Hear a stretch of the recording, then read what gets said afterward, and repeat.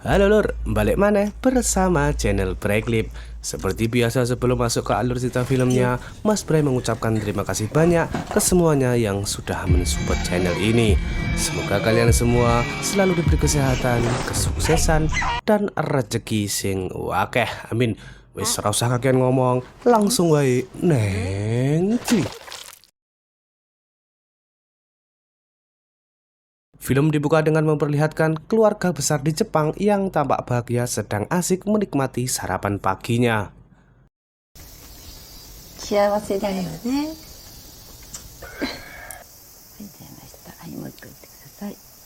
Malam harinya ketika mereka semuanya udah tidur, si bocil yang kebelet pipis mencoba membangunkan mamaknya untuk diantar ke kamar mandi. Namun karena mamaknya yang sudah ngantuk,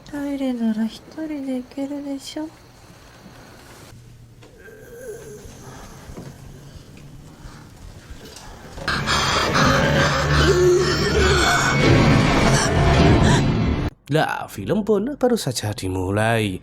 Cerita diawali seorang gadis bernama Matra yang sudah merencanakan liburannya bersama keluarga ke kampung halaman neneknya.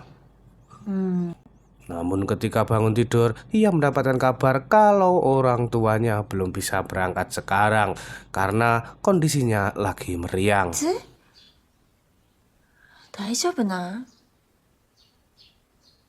Tapi karena Matra yang sudah membeli tiket kereta, terpaksa ia harus berangkat sendirian. Matra ini seorang gadis yang baik hati dan suka menolong. Ia selalu memberikan bantuan kepada orang lain yang membutuhkannya, walaupun ia belum mengenali orang tersebut.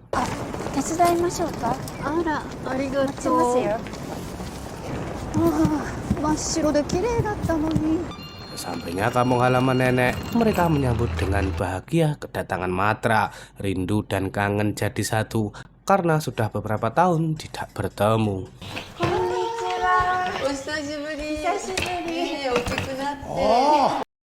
Kakek neneknya begitu menyayangi cucunya layaknya orang tua pada umumnya.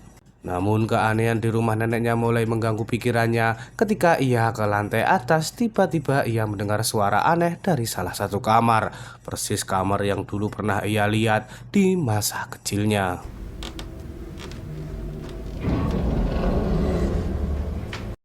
Kemudian, di saat Matra membantu neneknya masak, ia menanyakan apa di kamar atas ada seseorang yang menempati.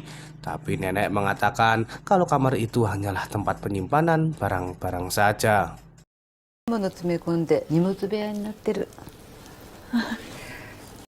Malam harinya saat makan malam, tiba-tiba Matra mendengar suara aneh dari lantai atas. Dan saat itu juga kakek dan neneknya bertingkah aneh seperti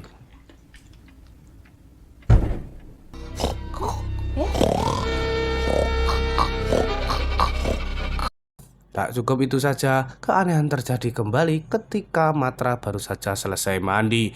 Ia melihat kakeknya berdiri kaku di depan pintu kamar tersebut.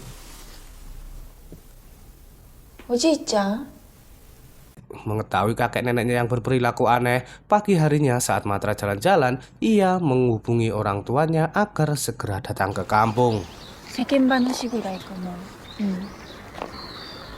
Tak lama dari itu, ia di depan melihat anak sekolah yang jatuh dari sepeda. Matra segera membantunya dan ternyata ia adalah korban bully dari teman-temannya. Kemudian datang teman lama Matra, sebut saja bernama Juwon. Karena melihat sepeda anak itu rusak, Juwon segera membantunya dan mengantarkan anak itu ke sekolah.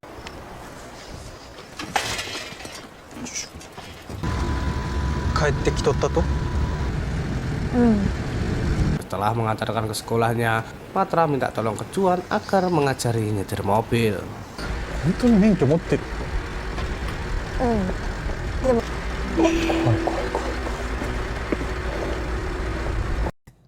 Dari sinilah Matra dan Juwon kembali dekat layaknya dulu masih kecil.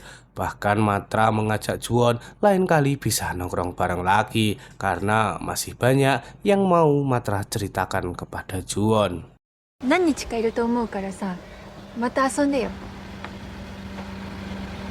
Saat mau masuk rumah, Matra melihat kakeknya sedang merapikan bonsai. Entah apa yang terjadi, tiba-tiba kakeknya melarang Matra untuk bertemu lagi dengan laki-laki itu. Keanehan kembali terjadi saat di meja makan tiba-tiba kakek dan neneknya berperilaku sangat aneh. Mereka seperti akan menggigit jarinya Matra. Malam harinya di saat mau tidur, Matra mendengar suara aneh dari kamar atas. Ia diam-diam mencari kunci dan berusaha mengeceknya. Namun tiba-tiba...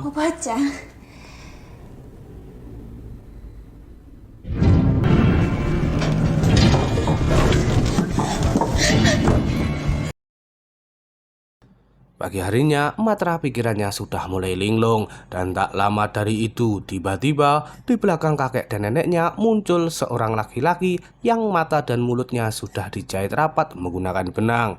Menyadari hal itu, kakek dan neneknya langsung menyeret orang tersebut kembali ke dalam kamar untuk ditali lagi.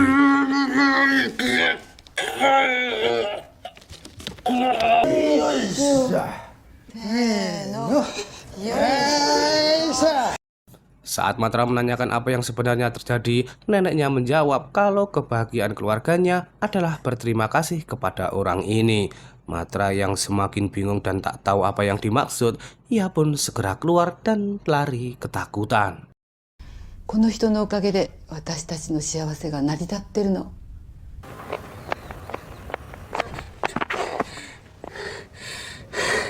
Kemudian tak sengaja ia bertemu dengan Juan bersama ayahnya.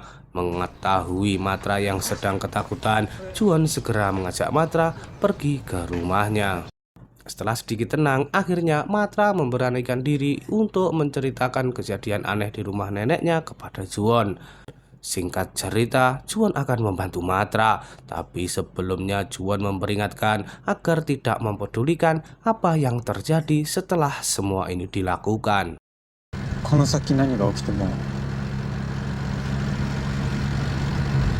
Sesampainya rumah, Matra menyuruh Juan untuk menunggu di bawah, sementara ia akan mencari kunci kamarnya. Setelah mendapatkannya, terpaksa Matra harus bersembunyi di bawah meja. Ia juga dikejutkan ketika melihat secara langsung neneknya asyik mengemut jari kakeknya.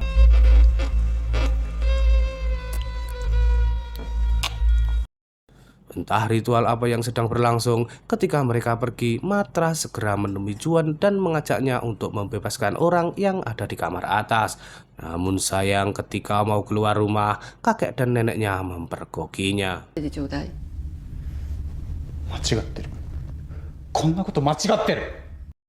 Tapi yang lebih anehnya, mereka membiarkan Juan dan Matra membawa orang tersebut. Mereka semua mengikuti di belakangnya hingga sampai ke jalan persawahan. Sementara di sisi lain, keluarganya Matra perjalanan menuju kampung halaman orang tuanya. Tak lama dari itu, tiba-tiba...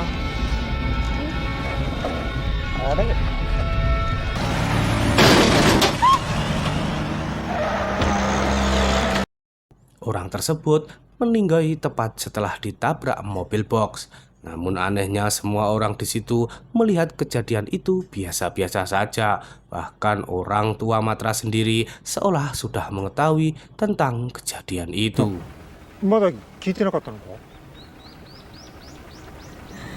Kemudian kakek dan ayahnya Matra membuang orang itu ke sawah dan langsung membakarnya.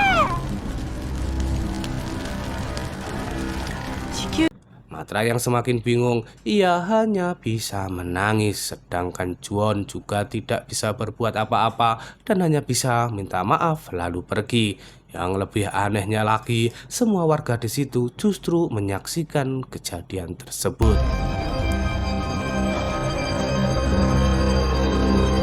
Sesampainya di rumah, ketika makan bersama, semuanya tampak biasa seolah tak pernah terjadi apa-apa. Menurut Matra, semuanya keluarganya gila karena tak ada satupun yang peduli dengan kematian seseorang. Matra berencana pergi dari rumah itu, akan tetapi ibunya mengatakan, Nampaknya semua orang di desa sudah mengetahui apa yang terjadi di kampung mereka. Bahkan di saat Matra bertemu dengan teman lamanya, karena ketidaktahuan Matra, Matra justru diejek temannya sendiri.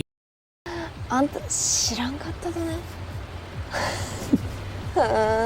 Ketika melihat abu mayatnya, tiba-tiba muncul seorang wanita tua yang nampaknya juga sudah mengetahui tentang apa yang terjadi kepada keluarganya Matra. Nenek tua itu mengatakan dulu adiknya ayahnya Matra juga sangat merepotkan keluarganya. あんたのお父さんのお姉さんやったかね。 Mendengar cerita itu, Matra langsung segera pulang ke rumah dan menanyakan ke ayahnya tentang foto keluarga kecil ini. 誰なの？ Benar, ternyata dalam foto tersebut adalah paman dan juga bibinya. Dulu ketika bibinya seumuran dengan Matra saat ini, ia juga melakukan seperti apa yang Matra lakukan. Lalu ia memutuskan untuk pergi dari rumah dan entah di mana saat ini atau mungkin ia sudah mati. Tanpa berpikir panjang, Matra segera menanyakan foto tantenya ke penduduk desa. Usahanya membuahkan hasil. Akhirnya ia bisa menemukan tantenya yang kini tinggal di atas pegunungan seorang diri.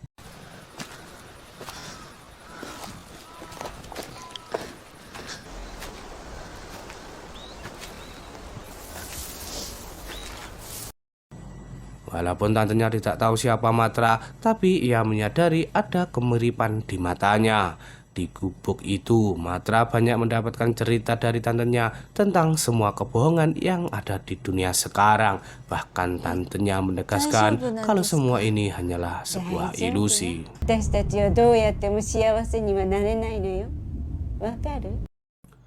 Cukup lama di gubuk itu, karena tantenya yang mau masak tak ada tabung gas hijau, Matra membantunya untuk mempersiapkan kayu bakarnya. Tantenya mengajari pelan-pelan, dan ketika Matra mengeluarkan semua tenaganya, tiba-tiba...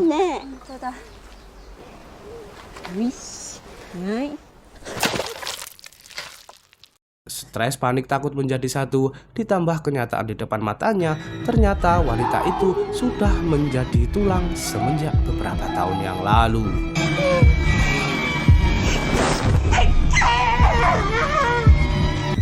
Entah ada apa dengan pikiran Matra, tak tahu harus gimana lagi, hingga sampai malam hari dan hujan lebat, Maya istirahat di hutan tersebut.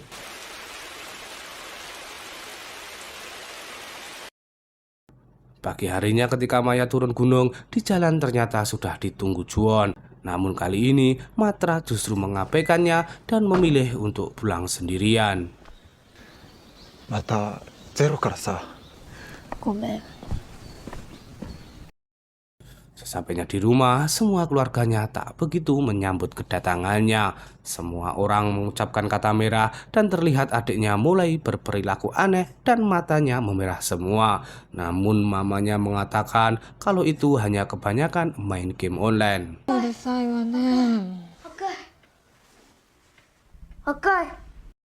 Dalam percakapan mereka sudah tak ada waktu lagi dan harus segera mencari penggantinya.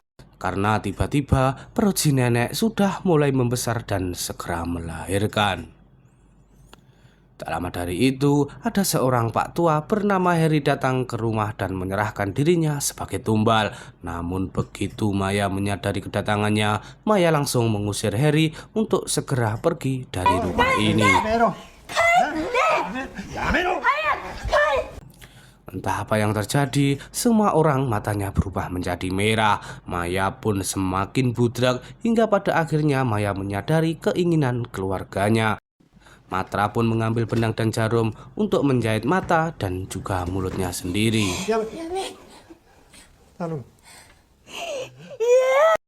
Baru tahu kalau sakitnya tertusuk jarum rasanya melebihi patah hati. Maya yang tak kuat menahannya mengurungkan niatnya untuk mengorbankan diri. Sore menjelang maghrib alias surup, dengan pikiran kosongnya ia nekat datang ke rumah Juwon. Sesampainya sana, entah apa yang terjadi, tiba-tiba ayah Juwon meninggoy dan Juwon terlihat duduk di samping ayahnya yang sudah ditutupi kain. Menyadari kedatangan Matra, Juan mengatakan kalau tak mungkin ada seorang yang bisa mengubah rumah tangganya. Juan juga yakin kalau diantaranya tidak akan bisa hidup bahagia.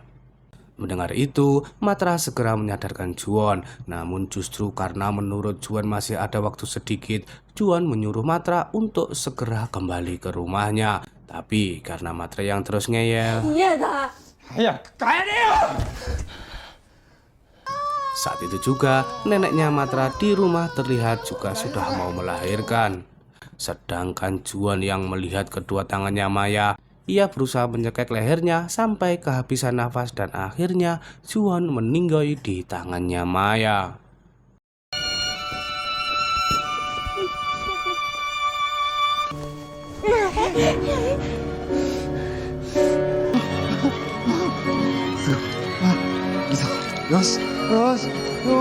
Pada akhirnya Matra menikmati dan menyatu dengan keluarganya. Bahkan Matra sendiri yang menjahit mata Juan dan juga mulutnya. Beberapa bulan setelah kejadian itu, Maya kembali ke kota dan sekarang Maya tampak lebih cantik dan juga lebih mapan. Namun tanpa disadari, kebaikannya Maya luntur dengan sendirinya. Ia sudah enggan menolong ketika melihat seseorang yang membutuhkan bantuannya. Dulu ia hidup sederhana, tidak pernah lupa berbagi, tidak pernah menolak ketika seorang datang meminta bantuan. Tangannya ringan, hatinya bersih, namun segalanya berubah ketika ia menemukan jalan cepat menuju kemewahan. Bukan kerja keras, bukan keberuntungan, tapi sebuah ritual yang menuntut pengorbanan jiwa orang lain.